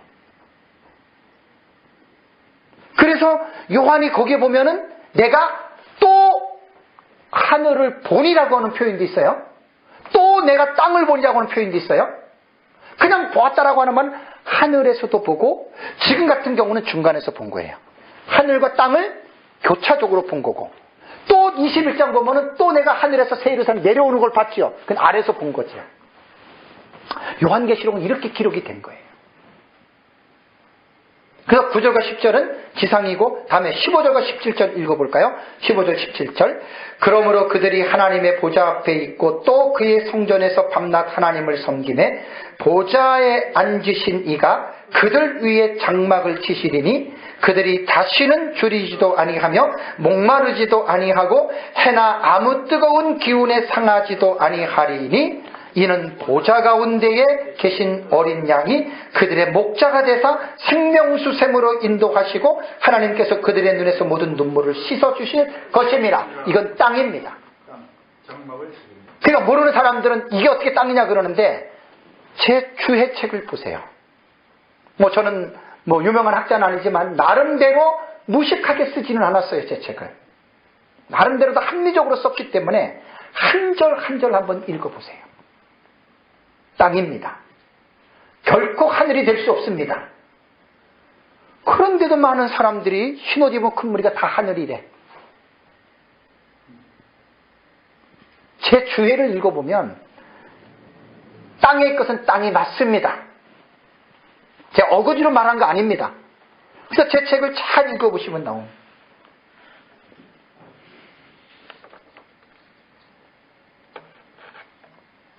근데 목사님 13절에는 이 흰옷 입은 무리가 누구냐라고 물었고 14절에는 흰옷 입은 무리를 큰 환란에서 나온 자라고 그럼 답이었잖아요. 보세요. 그럼 큰 환란이 후 3년 반이잖아요. 예.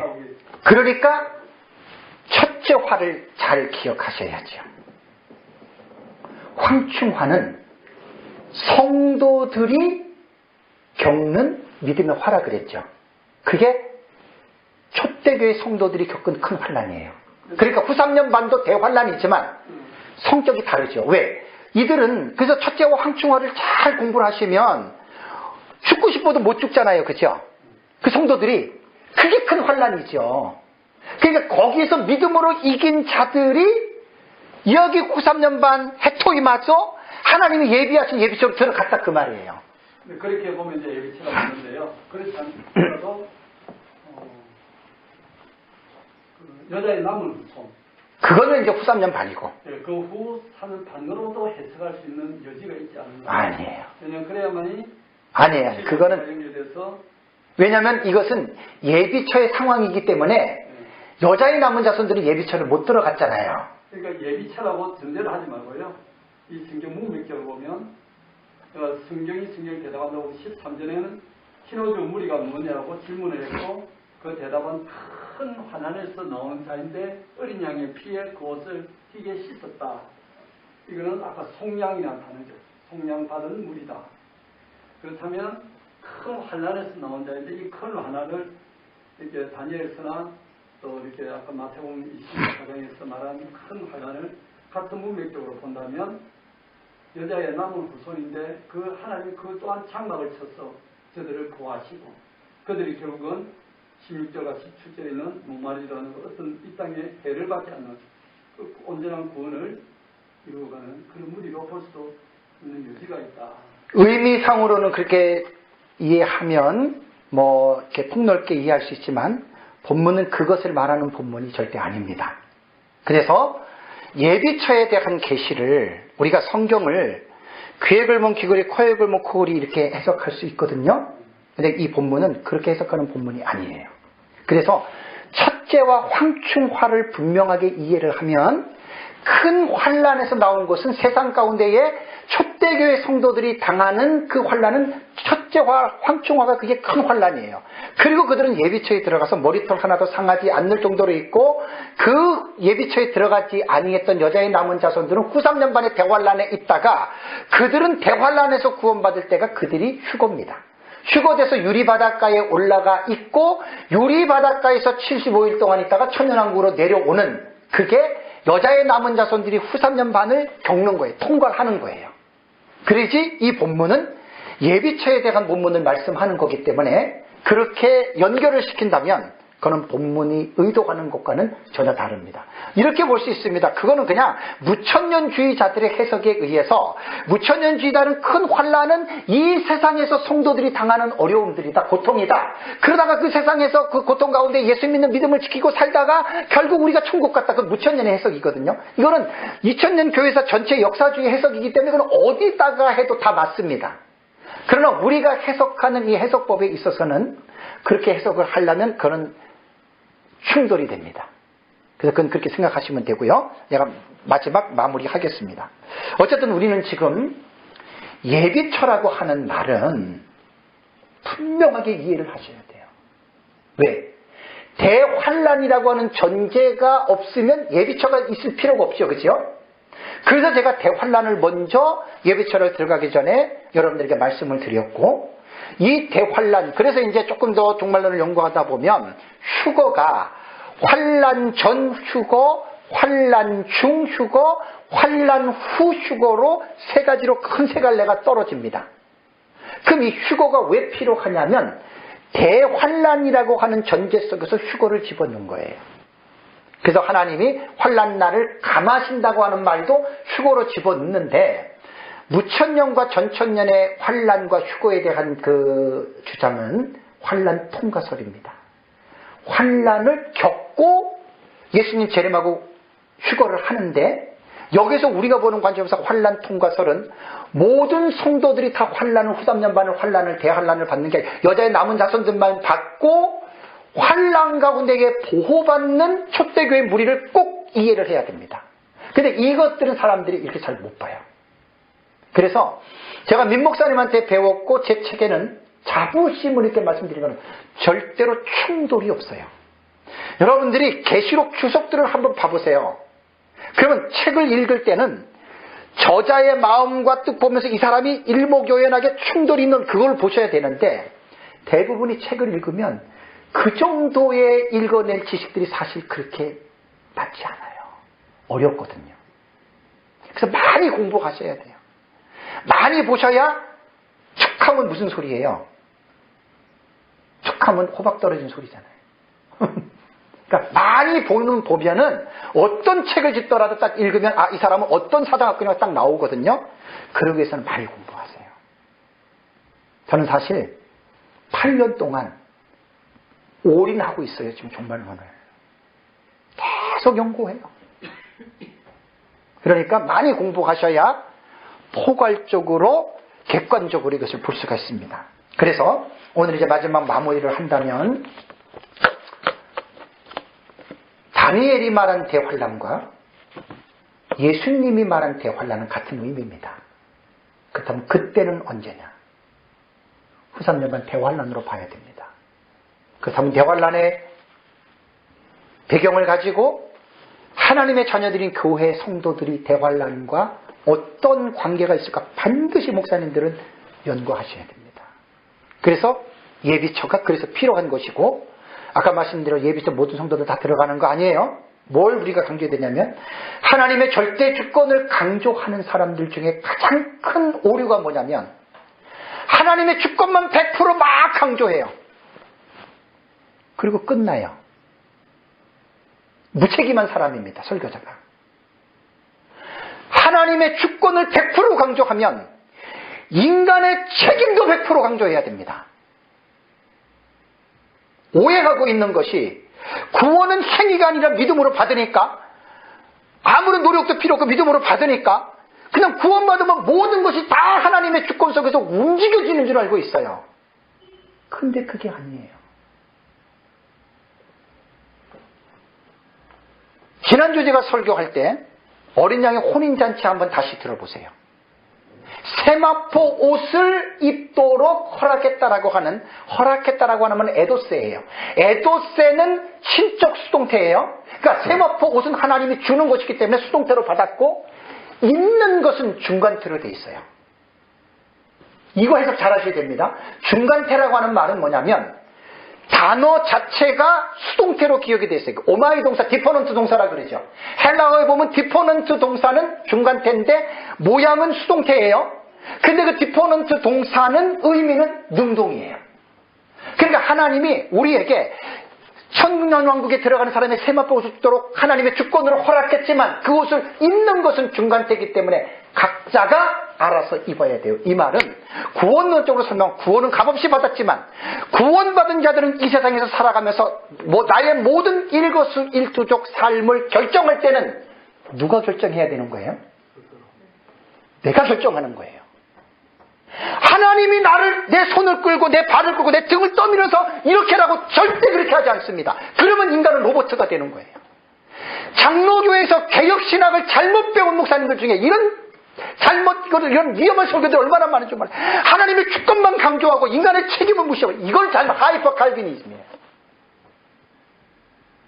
하나님이 하시면 하나님이 인간을 책임적인 존재로 지었기 때문에 반드시 책임을 묻습니다. 그래서 예비처에 들어가는 것도 자기 책임입니다. 구원 아니에요, 이거는. 여러분, 하나님 구원받은 사람 가만히 있는데 하나님이 깨워가지고 교회 가라 그러고 등 떠밀어가지고 헌금하라고 그러고 그렇게 하십니까? 하나님 그런 하나님 아니세요. 인격적인 분이시고, 구원받은 사람에게는 여러분들이 스스로 선택해서 행동할 수 있는 자유의지를 우리에게 주죠. 그 구원이 아니잖아요. 내가 교회 갈 수도 있고 안 갈 수도 있잖아요. 자유의지예요. 반드시 하나님은 책임을 묻습니다. 책임을 가르치세요. 알미니안을 말하는 게 아니에요. 그래서 칼빈 신학, 장로교 신학을 어중뜨게 한 목사님들의 설교를 들어보면 이 부분이 애매모호해요. 맨날 절대 주권만 강조해요. 참 위험한 설교입니다. 그러니까 그런 설교를 들은 성도들은 책임의식을 별로 못 느껴요. 책임 강조해야 됩니다.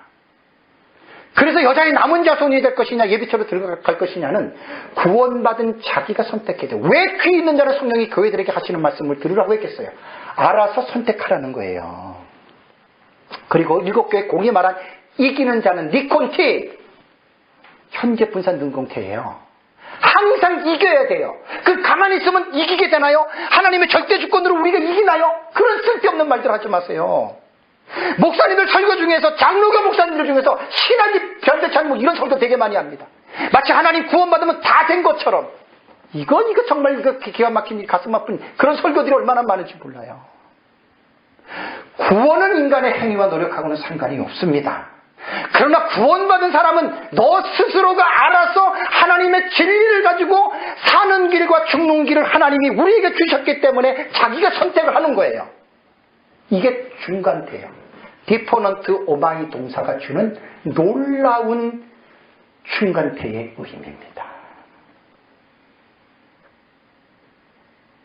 제가 성경을 연구하면서 얼마나 내가 무식하고 한 17년 됐어요. 계속 성경 연구하는 지. 목회는 접어놓고. 나는 이게 내 사명이에요. 얼마나 내가 무식하고 무지한지 볼 때마다 느껴요. 성경은 연구하면 연구할수록 나는 지금도 너무나 몰라요. 성경은 제가. 설교는 성경을 해석하는 겁니다. 그 해석이 설교자의 신앙에 영향이 있고 그 해석이 설교자의 삶하고도 관계가 있습니다. 무조건 성경 풀어서 가르친다고 성령 역사하는 거 아니에요? 31년 정도 목회를 해봤지만 두렵고 떨립니다. 그냥 성경 가지고 그냥 설교 원고만 읽고 소리 지른다고 설교가 아니에요. 참 두렵고 떨리는 일이에요. 오전에는 전 시간에는 두 주님 너무 중요합니다. 마지막 때 목사님들은 두 증인의 5가지의 이 조건을 붙잡고 실험하면서 살아가셔야 돼요. 교회가 크고 좁고 크게 중요한 게 아니에요. 그거를 잘 기억하셔야 되고 그 다음에 하나님이 우리에게 맡긴 양떼들 말씀으로 잘 양육해야 됩니다. 그냥 성도들의 믿음만 충족시켜주고 마치 복만 빌어주는 무당처럼 그냥 강대상에서 그냥 잘 먹고 잘 살고 그런 것만 설교하지 마시고 마지막 때에 예수님의 재림을 생각하면서 두렵고 떨림으로 어느 곳에 있든지 거룩한 삶을 사는 거예요. 우리가 항상 주님의 재림 앞에서 호람대회의 의식을 가지고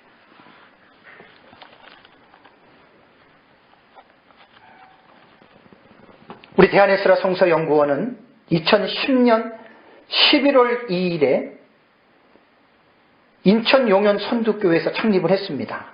그리고 한 1년 6개월 정도 쉬었다가 2014년에 다시 용현 선두교회에서 이제 제가 강의를 했고요. 그때 이제 10월부터 종말론을 하고 그 다음에 2014년 10월 28일부터 서울 신대방역 부근 새생명교회당에서 지금까지 제가 강의를 합니다. 근데 올해는 코비드19 때문에 제가 강의를 못했습니다.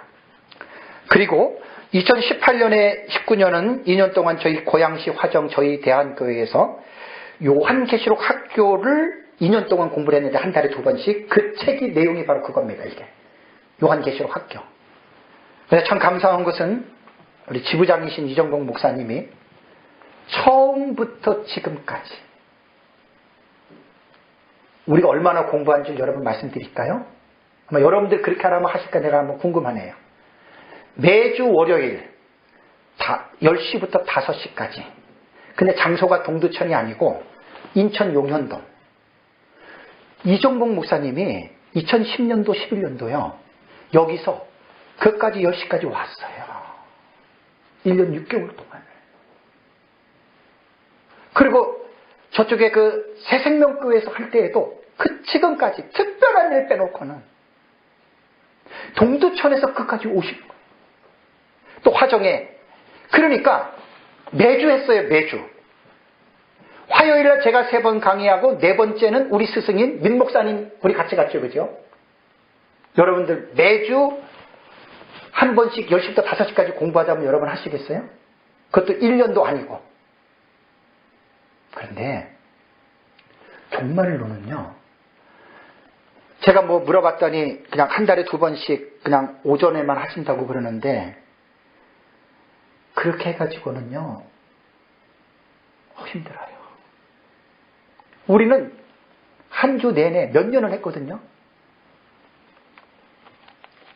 그랬는데도 어쨌든 제 책이 증거물로 나오고 제가 에스라에서 그동안에 강의했던 아마 이 원고들을 이종국 목사님 거의 다 갖고 있잖아요. 그거 책 페이지로 하면은 한 10,000페이지 정도 나올 거예요. 제가 강의하니 그동안에. 제가 10년 동안 강의한 게 책 페이지로 하면 한 10,000페이지 정도 나와요.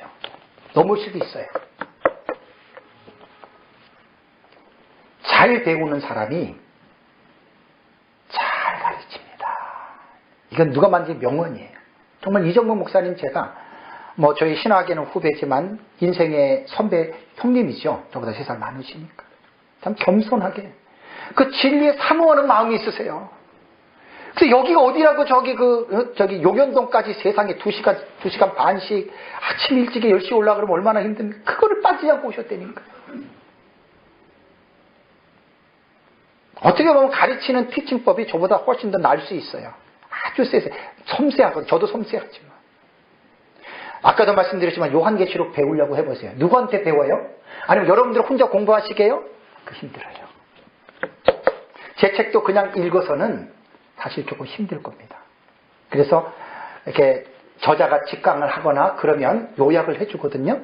그리고 요한계시록은 제가 공부를 해보니까 일목요연하게 공부를 하지 않고 이것저것 잡다하게 배운 사람들은 완벽한 지식이 없어요.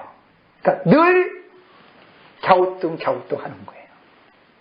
그래서 저는 제가 했다기보다는 우리 이제 민 목사님 우리 너무나 훌륭한 스승을 만나서 정말 하나님의 은혜입니다.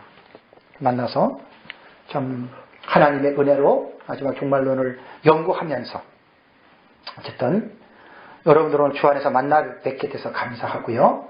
우리 경기 북부 지회는 계속해서 저도 우리 교회에서 계속 기도하고 있습니다. 그래서 목사님들이 많지는 않아도 하나님이 보내주시면 또 이정국 목사님 간이 잘 하실 겁니다. 그럼 그렇게 해서 여러분들이 마지막 시대에 우리는 두 증인의 사명이에요. 그리고 우리 맡겨주신 성도들을 대환란 때에 그 대환란에 빠지지 않고 거룩하게 삶을 살아가는 그러한 성도로 양육하기 위해서 우리가 마지막 시대 사명자들이 됐다고 이렇게 생각하시고 살아가시면 아마 하나님이 기뻐하실 것입니다. 이러한 삶과 사역을 감당하시기를 주님의 이름으로 축복합니다. 네.